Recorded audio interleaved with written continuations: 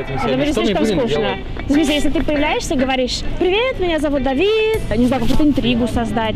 Да нет, как раз, типа, мы даем информацию. 5 минут, 1 минут максимум. И типа они такие: о чем это видео? Надо смотреть до конца, чтобы вообще понять эту хрень. Ту, it's...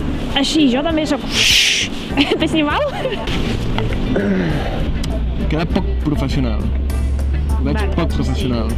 Explicar coses tan surrealistes que la gent pugui entendre que va, o sigui, això... Perquè empatitzin.